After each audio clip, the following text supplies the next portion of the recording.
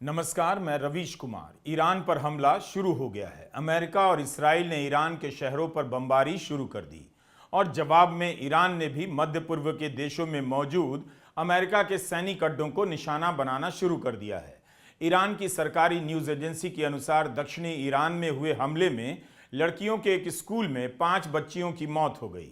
Iran में दोपहर 2 बजे के आसपास ब्लूमबर्ग ने जानकारी दी कि अमेरिका और इसराइल ने ईरान पर हमला शुरू किया। क्या इस बार ईरान को अमेरिका तबाह कर देगा या हर हमले के बाद ईरान इस बार भी किसी तरह बचा मिलेगा? ईरान जब अमेरिका के सैनिक अड्डों को निशाना बना रहा है, तब इस लड़ाई की आग कतर, बहरैन, कुवैत और जॉर्डन तक भी पहुंच जाएगी और बड़े इलाके को अपनी चपेट में ले सकती है। इसराइल की सेना ने कहा है कि अमेरिका और इसराइल की सेना ने मिलकर ईरान के खिलाफ हमला किया है, जिसका नाम है ऑपरेशन रोअरिंग लायन। जवाब में ईरान की ओर से 125 से अधिक मिसाइलें दागे जाने की खबरें आई हैं। ईरान की सेना के प्रवक्ता ने कहा है कि इस इलाके में अमेरिका के सभी जमीनी, समुद्री और हवाई ठिकाने ईरान के लिए अवैध टारगेट बन गए हैं। इस बयान के कुछ ही देर बाद खबर आई कि इसराइल की राजधानी तेल अवीव पर हमले हो रहे हैं। ईरान के इस्लामिक गार्ड्स ने कहा कि उसने खाड़ी के इलाकों में अमेरिका के सैन्य ठिकानों पर हमला किया है। बहराइन, कुवैत, संयुक्त अरब अमीरात, कतर में भी धमाकों की आवाजें सुनी गई हैं। संयुक्त अरब अमीरात पर हुए हमले में एक व्यक्ति की मौत की भी खबर आई। ईरान ने कहा कि युद्ध इसराइल और अमेरिका ने शुरू किया, लेकिन खत्म ईरान करेगा। यह बयान हो सकता है, लेकिन क्या ईरान के पास इतनी क्षमता बची है, इतनी मिसाइलें हैं? क्या चीन और रूस ईरान की मदद के लिए आगे आएंगे? हमेशा की तरह कहीं चीन पीछे तो नहीं रह जाएगा। जिस तरह से ट्रंप ने अंतिम युद्ध का हुंकार भरा है, क्या ईरान इन दो देशों की ताकतों का मुकाबला अपने दम पर कर पाएगा? क्या यह लड़ाई इस बार ईरान को खत्म कर देने की है? क्योंकि अरब देश इसराइल के आगे सर झुकाकर खड़े हैं और इसी भरोसे कि इसराइल उन तक नहीं पहुंचेगा, अपनी लड़ाई ईरान के बाद रोक देगा। ईरान ने सऊदी अरब की राजधानी रियाद पर भी हमला किया। इसके जवाब में सऊदी अरब ने ऐलान किया कि वह ईरान के खिलाफ युद्ध में अमेरिका की हर तरह से सहायता करने को तैयार है।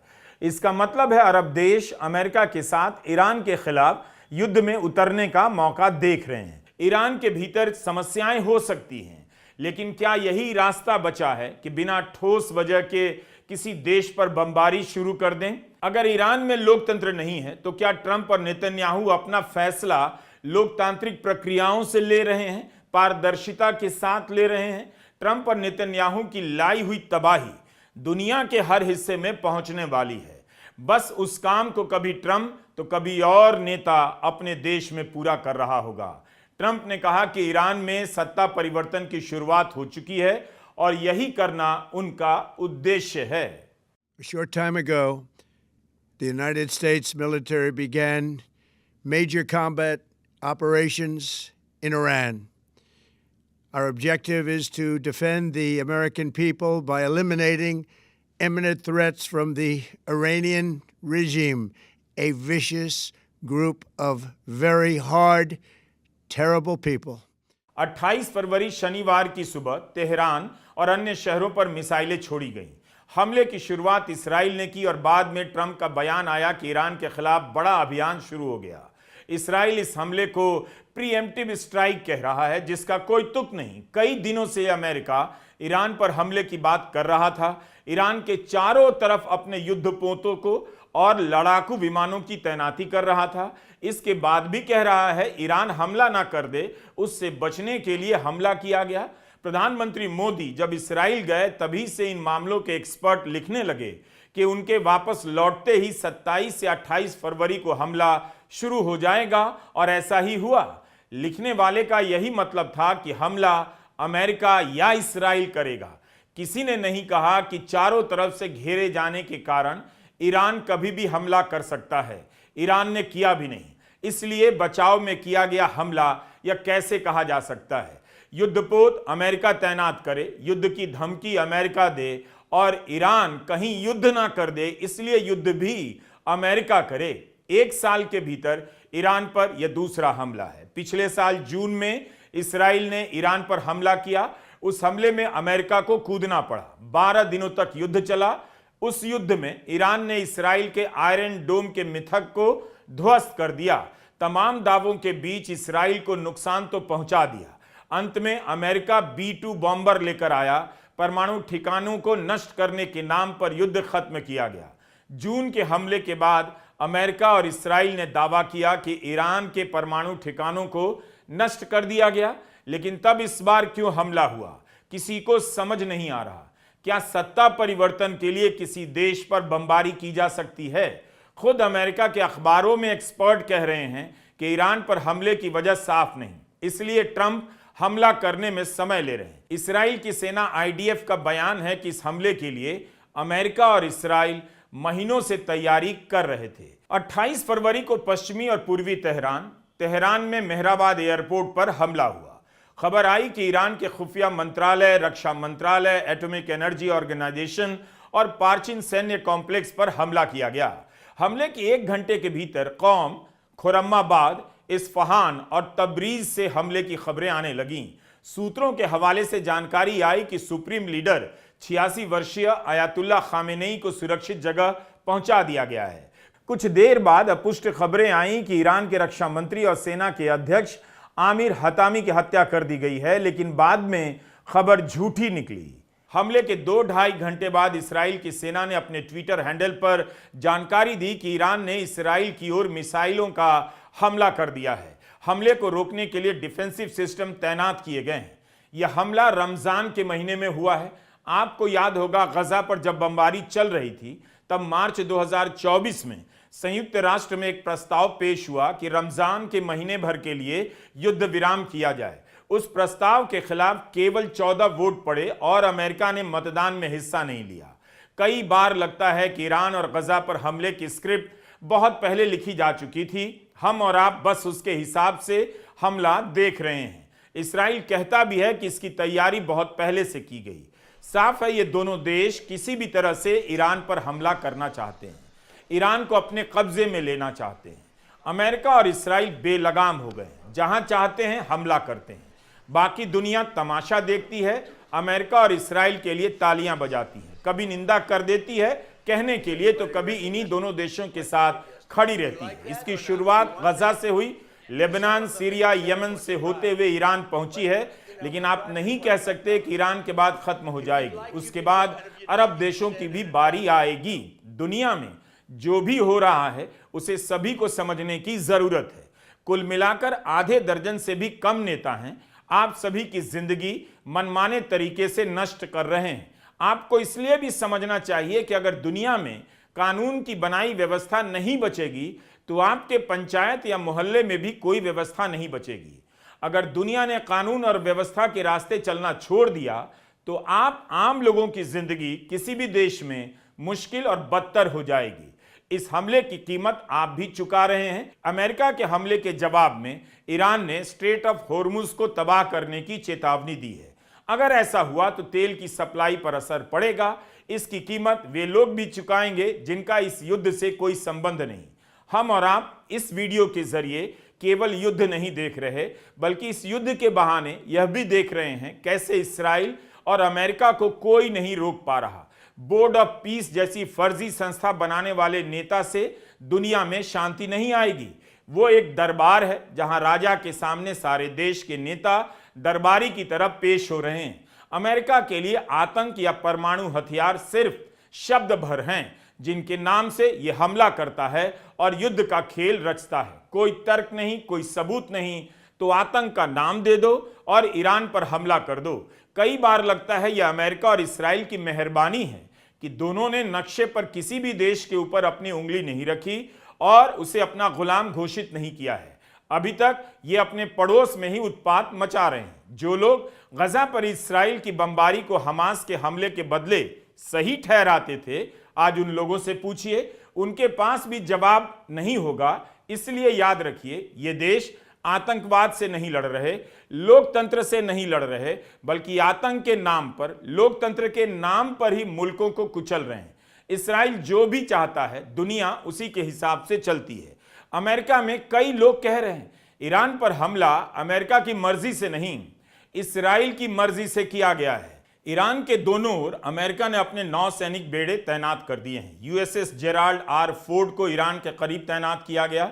यह अमेरिका का अब तक का सबसे बड़ा और महंगा युद्धपोत है। इसे इसराइल के हाइफा शहर के करीब तैनात किया गया है। दूसरी तरफ अरब सागर में अब्राहम लिंकन नाम के युद्धपोत को तैनात किया गया। 20 से 30 हजार सैनिक ईरान को घेरने के लिए भेजे गए हैं। यह तैनाती इसलिए की गई ताकि ईरान इसराइल पर मिसाइलें दागें तब उन्हें बीच हवा में ही मारकर गिराया जा सके। अब अगर ईरान हाइफा या तेल अवीव पर हमला करेगा तो जेराल्ड आर फोर्ड युद्धपोत उसे पहले ही नष्ट कर देगा। बिना इसे पार किए ईरान की मिसाइलें इसराइल नहीं पहुंच पाएंगी।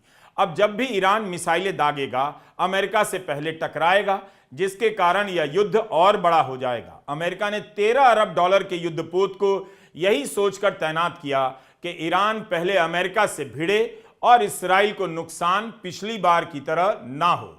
फोर्ड की तैनाती इसीलिए हाइफा में की गई ताकि अमेरिका को बहाना मिले कि उसके पोत पर हमला किया है, इसलिए अब वह पूरे जोर शोर से जुट गया है। हालांकि हमला करने के लिए उसे इन सब बातों की कोई जरूरत नहीं। हमले को लेकर ट्रंप जो भी कहें उसका कोई मतलब नहीं। टैरिफ के मामले में दुनिया ने देखा, सुप्रीम कोर्ट ने उनके टैरिफ को अवैध घोषित किया, फिर भी ट्रंप ने परवाह नहीं की। उस ट्रंप की किसी भी दलील को किसी इंटरनेशनल कानून के से आप नहीं समझ सकते। अमेरिका का कूटनीतिक प्रक्रिया में अब कोई विश्वास नहीं। बातचीत शुरू करता है, बीच में ही युद्ध शुरू कर देता है। ईरान के साथ भी यही हुआ, पिछले साल भी यही हुआ। जब ईरान के साथ बातचीत चल रही थी तब उसमें शामिल ईरान के कई प्रतिनिधि मार दिए गए। तो इस बार जिनेवा में हो रही बातचीत को लेकर किसी को पहले से भी शक नहीं था कि ट्रंप बातचीत इसलिए कर रहे हैं क्योंकि शांति को मौका दे रहे हैं। हमले के कुछ मिनटों बाद 8 मिनट का बयान जारी करते हुए ट्रंप ने स्वीकार किया कि इस हमले को अमेरिका की सेना ने लॉन्च किया है। हमारा उद्देश्य, ट्रंप कहते हैं, ईरान के रेजिम में बैठे खतरों को खत्म कर अमेरिका के लोगों की रक्षा करना है। अमेरिका के लोगों की रक्षा करना है। Our objective is to defend the American people by eliminating imminent threats from the Iranian regime, a vicious group of very hard, terrible people. Its menacing activities directly endanger the United States, our troops, our bases overseas, and our allies throughout the world. For 47 years, the Iranian regime has chanted death to America and waged an unending campaign of bloodshed and mass murder, targeting the United States, our troops, and the innocent people in many, many countries. Trump कह रहे हैं Iran हमला कर सकता है। इसे देखते हुए हमारे हमले का मकसद है अपने लोगों को बचाया जा सके। ईरान ने चुनौती दी थी, अगर अमेरिका ने हमला किया तब वह भी इलाके में मौजूद अमेरिका के सैनिक अड्डों को भारी नुकसान पहुंचाएगा। बहरीन में नौसेना के मुख्यालय पर ईरान ने हमला किया है। ट्रंप ने कहा कि ईरान की पुलिस और रेवोल्यूशनरी गार्ड अपने हथियार रख दें। ईरान के लोगों से कह रहे हैं, यह आपके लिए आज़ादी का क्षण है, अपने घरों में रहिए, हर जगह बम गिरने वाला है। जब हमारा काम पूरा होगा तब सत्ता पर कब्जा कर लीजिए। आने वाली कई पीढ़ियों तक आपको इसके अलावा मौका नहीं मिलेगा। ट्रंप कह रहे हैं उन्हें पता है कि युद्ध होगा तो अमेरिका के बहादुर नौजवान मारे जाएंगे, जो कि युद्ध में होता है, लेकिन हम यह भविष्य के लिए कर रहे हैं। हमले के बीच में ट्रंप को सुना जाना चाहिए, क्योंकि जिस भाषा का वो इस्तेमाल कर रहे हैं उसी भाषा के इस्तेमाल से दुनिया के अलग अलग देशों में आम जनता की बलि दी जाएगी। The lives of courageous American heroes may be lost and we may have casualties. That often happens in war. But we're doing this not for now, we're doing this for the future, and it is a noble mission. We pray for every service member as they selflessly risk their lives to ensure that Americans and our children will never be threatened by a nuclear-armed Iran. Trump किस भविष्य के लिए अपने जवानों को युद्ध में झोंक रहे हैं यह किसी को पता नहीं, लेकिन उनका यह बयान बता रहा है कि उनके पास भी ईरान पर हमले की कोई ठोस वजह नहीं। ऐसी कोई वजह नहीं जिससे आज ही हमला किया जाए। पिछले साल जून में परमाणु ठिकानों के नाम पर हमला हुआ, कहने लगे ठिकाने नष्ट कर दिए, हमारा हमला सफल रहा। तब इस बार क्यों? ट्रंप ईरान को आतंक का सरगना बता रहे हैं और अमेरिका और इसराइल ने मिलकर ईरान के साथ जो किया, तब वह फिर क्या है? ईरान ने आज तक परमाणु हथियार नहीं बनाया। अंतर्राष्ट्रीय परमाणु ऊर्जा संस्था ने ईरान के ठिकानों की जांच की और कहा भी कि ईरान ने परमाणु हथियार नहीं बनाया, लेकिन परमाणु हथियार बनाने के नाम पर ईरान पर 1 साल के भीतर दोबारा हमला हुआ। हमले के कुछ घंटे पहले भी ओमान के विदेश मंत्री ने मीडिया से कहा, टीवी चैनल में इंटरव्यू दे रहे हैं कि ईरान भविष्य में यूरेनियम को संवर्धित नहीं करेगा। बिना एनरिच किए परमाणु हथियार नहीं बनाए जा सकते। ओमान ही अमेरिका के साथ बातचीत की मध्यस्थता कर रहा है और इस बयान के बाद भी अमेरिका ईरान पर हमला कर देता है। एक दिन पहले ईरान के विदेश मंत्री आरागची ने बयान दिया कि अमेरिका के साथ ज्यादातर मसलों पर सहमति बन चुकी है। ईरान और अमेरिका की बातचीत में अच्छी प्रगति भी हो रही है और परमाणु प्रतिबंधों को हटाने के लिए जो भी मुद्दे हैं उस पर बातचीत जारी है। तब भी ट्रंप ने हमला किया। ईरान अमेरिका के साथ कूटनीतिक संबंधों में भी बेहतरी की बातें कर रहा था, तब भी हमला हुआ। ईरान और अमेरिका के बीच स्विट्जरलैंड में बातचीत चल रही थी। इसीलिए कहा जा रहा है अमेरिका और इसराइल ने हमला करना चाहा और हमला कर दिया। कारण का कोई रोल नहीं। पिछली बार भी कोई सबूत तो था नहीं और इस बार भी नहीं। ट्विटर पर ट्रंप के पुराने बयान वायरल हो रहे हैं, जब वे कहा करते थे कि ईरान के खिलाफ युद्ध नहीं छेड़ेंगे। अपने चुनावी कैंपेन में युद्ध खत्म करने, नए युद्धों में ना कूद पड़ने का वादा करने वाले ट्रंप इन पुराने ट्वीट से शर्माने वाले नहीं हैं। तब भी हम अपनी ट्विटर फीड से यह तस्वीर शेयर करना चाहते हैं। 22 अक्टूबर 2012 का ट्रंप का यह ट्वीट अपने समर्थकों से कह रहे हैं, अपने आप को जिताने के लिए, युद्ध शुरू करने के लिए ओबामा को ईरान कार्ड मत खेलने दीजिए। रिपब्लिकन सावधान रहिए। इस ट्वीट के ठीक ऊपर 28 फरवरी का ट्वीट है। अमेरिका के युद्ध के विभाग का ट्वीट है, जिसे उनकी प्रेस सचिव ने रीट्वीट किया है। सिर्फ ऑपरेशन एपिक फ्यूरी लिखा है। ईरान के खिलाफ अमेरिका के ऑपरेशन का नाम है एपिक फ्यूरी। फ्यूरी यानी आवेश, आक्रोश, रोष। अमेरिका में ट्रंप के इस फैसले की निंदा हो रही है। पत्रकार मेहदी हसन ने कहा कि डोनाल्ड ट्रंप को तीसरी बार इम्पीच कर दिया जाना चाहिए। उन्होंने जो किया वो अमेरिका के संविधान और संयुक्त राष्ट्र के चार्टर के तहत गैर कानूनी है। न्यूयॉर्क टाइम्स ने हमले पर संपादकीय लिखा, कहा है 2024 के चुनावी अभियान में डोनाल्ड ट्रंप ने वादा किया था कि युद्ध खत्म करेंगे, शुरू नहीं करेंगे, लेकिन पिछले 1 साल में उन्होंने 7 देशों पर सैन्य कार्रवाई की है। सैन्य हस्तक्षेप करने की उनकी भूख खत्म नहीं हो रही। अमेरिका के अधिकारी कह रहे हैं कि इस बार का हमला जून 2025 के हमले से ज्यादा व्यापक हो सकता है, लेकिन ट्रंप ने अभी तक इस बात का कोई ठोस कारण नहीं दिया कि वे अमेरिका के सैनिकों की जान को खतरे में क्यों डाल रहे हैं। ईरान की ओर से बड़े जवाबी हमले हो सकते हैं। ट्रंप ने कांग्रेस को इस हमले की जानकारी नहीं दी, जबकि युद्ध की घोषणा करने की शक्ति कांग्रेस के पास है। जून में ट्रंप ने कहा था उन्होंने ईरान के परमाणु ठिकानों को नष्ट कर दिया है, लेकिन आज का हमला बता रहा है ट्रंप अपनी सेना को युद्ध पर भेजने को लेकर कितनी आसानी से सच बोलने के फर्ज से बच सकते हैं। ईरान को लेकर उनका नजरिया अराजक और बिना विवेक का है। उनका मकसद भी साफ नहीं। गोदी मीडिया, भारत का गोदी मीडिया भले ही अमेरिका के इस हमले के समर्थन में खड़ा हो जाए, इसराइल के साथ खड़ा हो जाए, लेकिन आप अमेरिका के मीडिया को देखिए, वहां कितनी बहस है, ट्रंप के फैसले की कितनी आलोचना हो रही है। यह ईरान के विदेश मंत्री हैं अब्बास अरागची। इसी महीने दोहा में उन्होंने ईरान पर हमले को फिलिस्तीन के सवाल से जोड़ा और कहा कि फिलिस्तीन का सवाल पूरी दुनिया की नैतिकता के लिए इम्तहान है। अगर नैतिकता और मानवता का मतलब दुनिया भर में एक ही है, सभी के लिए एक है, तब उसे जवाब देना होगा कि फिलिस्तीन के साथ ऐसा क्यों। फिलिस्तीन पर बमबारी करने वाले को खुली छूट क्यों दी गई। फिलिस्तीन पर चुप्पी ने इंटरनेशनल कानून व्यवस्था को नष्ट कर दिया, जो पूरी दुनिया और मध्य पूर्व के इलाके के लिए घातक है। गजा को नष्ट किया गया, वहां जानबूझकर नरसंहार की छूट दी गई ताकि एक बार यहां इसराइल को छूट मिल जाए तो वह पड़ोस के देशों में भी ऐसी तबाही मचाता रहे। फिलिस्तीन पर चुप रहकर आप दूसरे देशों में उसके हमले के खिलाफ नहीं बोल सकते। गजा पर इसराइल के हमले ने यह भी साबित किया कि अगर किसी के पास प्रचंड राजनीतिक समर्थन है तो वह अपने पड़ोस में और अपने देश की जनता पर बमबारी कर सकता है, हत्याएं करवा सकता है।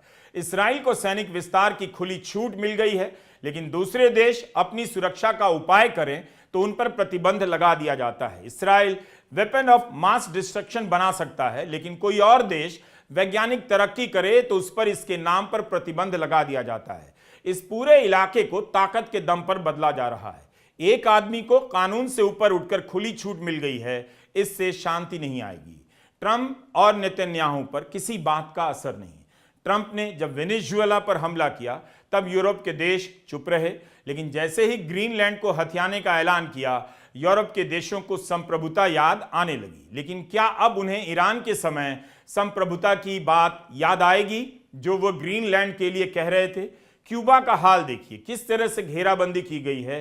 वहां दवा, पानी, बिजली तक की किल्लत हो गई है। आम जनता तड़प रही है। ट्रंप दुनिया को अलग अलग तरह की तबाही में झोंक रहे हैं। इसके पीछे की योजना को समझना किसी के लिए भी आसान नहीं। ईरान को तबाह करने का इरादा इसराइल का है, वह भी आज का नहीं। उस इरादे को पूरा करने के लिए वह अलग अलग समय में अलग अलग कारणों का सहारा लेता है। इस बार का हमला बता रहा है कोई कारण नहीं भी है तब भी ईरान पर हमला करेगा और बाकी देश तमाशा देखेंगे। अगर आप किसी भी तरह से यह समझ रहे हैं कि दुनिया भर में मनमानी करने वाले इन दो देशों से दोस्ती कर आपके देश में समृद्धि आएगी, तकनीकी आएगी, रक्षा के उपकरण आएंगे और खेती लहलहा जाएगी, तो आप भ्रम में हैं, आप गलती कर रहे हैं। ईरान पर हमला शुरू हो चुका है। जवाब में ईरान भी मिसाइलें दाग रहा है। बमों और मिसाइलों की गिनती मत कीजिए। देखिए कि दुनिया भर में नियम कायदे की व्यवस्था को कितनी बार, कितने तरीके से नष्ट किया जा रहा है और आपके लिए आज की दुनिया कितनी खतरनाक होती जा रही है। नमस्कार, मैं रवीश कुमार।